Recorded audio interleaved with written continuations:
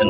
2021 সালে মিথ্যা অভিযোগে তাকে গ্রেফতার করা হয়। আমির হামজা 1992 সালের 28 অক্টোবর কুষ্টিয়া জেলার সদর উপজেলার পাচিকাবাড়ি ইউনিয়নের 2 নং ওয়ার্ড জাবিরা ভিটায় জন্মগ্রহণ করেন। তার পিতা মোহাম্মদ রিয়াজউদ্দিন, তিনি সাধারণ একজন কৃষক ছিলেন।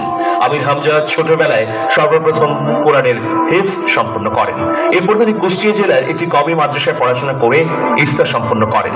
এজন্য তাকে মুফতি উপাধি দেওয়া হয়। তবে তিনি কওমি মাদ্রাসার পাশাপাশি আলিয়া মাদ্রাসায় পড়াশোনা চালিয়ে যান। আলিয়া থেকে আলিম শ্রেণী সম্পন্ন করার পরে কুষ্টিয়া ইসলামী বিশ্ববিদ্যালয়ের ধর্মতত্ত্ব অনুষদের আল কুরআন ও ইসলামিক স্টাডিজ বিভাগে ভর্তি হন। এখান থেকেই স্নাতক ও স্নাতকোত্তর ডিগ্রি সম্পন্ন করেন মুফতি আমির হামজা। পড়াশোনা শেষে মুফতি আমির হামজা ওয়াজ মাহফিলের মাধ্যমে দাওয়াতের কাজে মনোনিবেশ করেন। 2020 সালের 24 অক্টোবর কাউন্টার টেরোরিজম ইনভেস্টিগেশন বিভাগের উপপরিদর্শক মোহাম্মদ মুখলিসুর রহমান তার বিরুদ্ধে একটি মিথ্যা ও উদ্দেশ্য প্রণোদিত মামলা করেন। তিনি দাবি করেন, হামজা নিরীহ নাগরিকদের রাষ্ট্রের বিরুদ্ধে উস্কানি দিচ্ছেন এবং জিহাদে অংশগ্রহণ করতে উদ্বুদ্ধ করছেন। 2021 সালে বাংলাদেশ পুলিশ দাবি করে এই বক্তা ওয়াজ মাহফিলে বিভ্রান্তিকর ও উগ্রবাদী তথ্য ছড়াচ্ছেন। পুলিশের এইসব অভিযোগ যে সর্বৈব মিথ্যা তা এদেশের মানুষ প্রত্যেকেই জানে। মুফতি আমির হামজা সবসময় ইসলামের সৌন্দর্য, শান্তির বাণী এবং সুমহান আদর্শকে প্রচারের জন্য নিরন্তর প্রচেষ্টা চালিয়ে যাচ্ছেন। 2021 সালের 24 মে পুলিশের কাউন্টার টেরোরিজম ইউনিট তাকে নিজ গ্রাম কুষ্টিয়ার জাবিরা ভিটা থেকে গ্রেফতার করে। তাকে রাষ্ট্রবিরোধী অভিযোগে সন্ত্রাস বিরোধী একটি মামলায় গ্রেফতার করা হয়। গ্রেফতারের পর জিজ্ঞাসাবাদের জন্য 5 দিনের রিমান্ডে নেওয়া হয়। গ্রেপ্তারের পর 31 মে তিনি কাশিমপুর কারাগারে বন্দী ছিলেন। তিনি 925 দিন কারাগারে থাকার পর 2023 সালের 7 ডিসেম্বর জামিনে মুক্তি লাভ করেন। 2024 সালের 28 মার্চ তার বিরুদ্ধে চার্জশিট দাখিল করা হয়। বলা হয় তিনি জননিরাপত্তার অবনতি ও ইসলামী শরিয়া আইন প্রতিষ্ঠার জন্য কাজ করেছেন। 21 আগস্ট 2024 সালে সিঙ্গাপুরের স্বরাষ্ট্র মন্ত্রণালয়ে তার বিরুদ্ধে বিনা অনুমতিতে অভিবাসী শ্রমিকদের মধ্যে ওয়াচ করার অভিযোগ করেন এবং তদন্ত শুরু করে। মন্ত্রণালয়ে আরো বলা হয় তিনি শ্রমিকদের মধ্যে চরমপন্থী শিক্ষার প্রসার করেছিলেন। মুফতি আমির হামজার বিরুদ্ধে এইসব অভিযোগ দেশে এবং বিদেশের মাটিতে এনেছে ফ্যাসিবাদী অপগোষ্ঠীর সমর্থকরাই। তারা চেয়েছে মুফতি আমির হামজার কণ্ঠকে রুদ্ধ করে দিতে। কিন্তু মুফতি আমির হামজা ইসলামের সৌন্দর্যকে প্রচারের জন্য সবসময় দৃঢ় চেতা ও অনড় থেকেছেন বলে অবশেষে সত্যেরই জয় হয়েছে। আবারও ফিরে এসেছেন আমাদের মাঝে এবং সারা বাংলাদেশে ছড়িয়ে পড়ছে তার দিক নির্দেশনামূলক আলোচনাগুলো। ফলশ্রুতিতে মুফতি আমির হামজার কাছ থেকে অনুপ্রাণিত হচ্ছেন এদেশের লাখ লাখ তরুণ প্রজন্মের প্রতিনিধি। প্রভু তুমি বলেছ রাসূল দেবে না, বলনি দেবে না, বলনি দেবে না হামজা তারি, খালিদ বিজয়ী সমর। প্রভু তুমি বলেছ রাসূল দেবে না, বলনি দেবে না, বলনি দেবে না হামজা তারি, খালিদ বিজয়ী সমর। প্রভু তুমি বলেছ রাসূল দেবে না, বলনি দেবে না ওমরের যুগ, রাশেদার সেই খেলাফত, ফিরিয়ে দেবে না আলোর সমাজ, কেটে কেটে আঁধারে রাত। বলনি দেবে না ওমরের যুগ, রাশেদার সেই খেলাফত, ফিরিয়ে দেবে না আলোর সমাজ, কেটে কেটে আঁধারে রাত।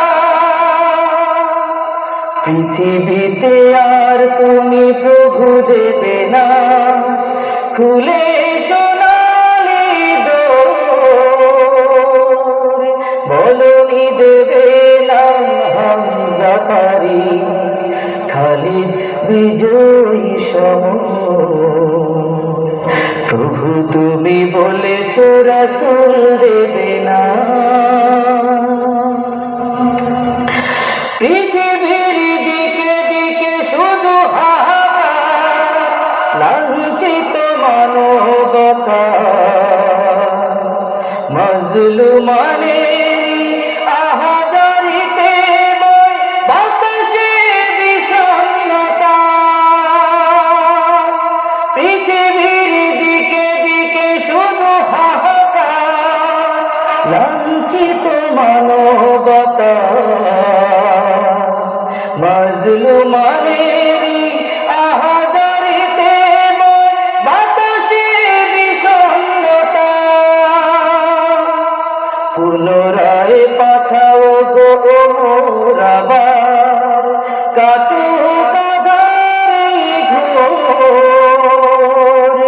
বলনি দেবে না হামজা তারিখ, খালিদ বিজয়ী শহর। প্রভু তুমি বলেছো রাসূল দেবে না, বলনি দেবে না মোর। বলনি দেবে না হামজা তারিখ, খালিদ বিজয়ী শহর। প্রভু তুমি বলেছো রাসূল দেবে না।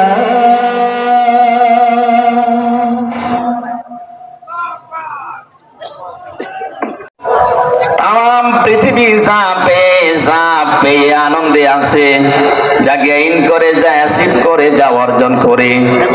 আমি আল্লাহর কাছে কোরআনে কারীম শ্রেষ্ঠ সম্পদ। সুতরাং কোরআন যারা পেয়েছে তারা যেন আনন্দ করে। আজকে খুলনা বিভাগের মানুষগুলো, খুলনা বিভাগ সহ বাংলার অন্যান্য বিভাগ থেকেও মানুষেরা আজকে এসেছে কোরআনে কারীম সত্যি যারা শোনার জন্য, বোঝার জন্য এসেছি। এটা পুরা এখন ইবাদত চলছে। আমরা খুশি দুনিয়ার সব কিছুর তুলনায় আজকে। বলেন আলহামদুলিল্লাহ। প্রাণপ্রিয় শ্রোতা মণ্ডলী, কোরআনের শ্রোতা যারা আমরা এখানে বসে আছি, এর আগে যারা দুনিয়ায় কোরআনে কারীম শুনেছে, কিয়ামত পর্যন্ত যারা শুনবে, কোরআনে কারীম এই শ্রোতাকে 3 ভাগে বিভক্ত করে দিয়েছে। এখানে ওই 3 প্রকার মানুষ আছে, কিয়ামত পর্যন্ত তারা থাকবে। প্রথম নাম্বার, এই কোরআনে কারীম শোনার পরে যারা বাধা দিয়েছিল এই দুনিয়ায়, আল্লাহর কোরআন তাদেরকে ঘোষণা দিয়েছে তারা কাফের। এই বাংলাদেশে আমরা এই 54 বছরে নামধারী মুসলমান, কিন্তু অনেক কাফেরের আচরণ দেখতে পেয়েছি। সূরা হামিম সাজদার 26 নম্বর আয়াতে আল্লাহ তাদের পরিচয় দিয়েছেন, ওয়াকালাল্লাযীনা কাফারু লা তাসমাউ লিহাযাল কুরআন ওয়ালগাউ ফীহি লাআল্লাকুম তাগলিমুন। আল্লাহ পাক বলেন,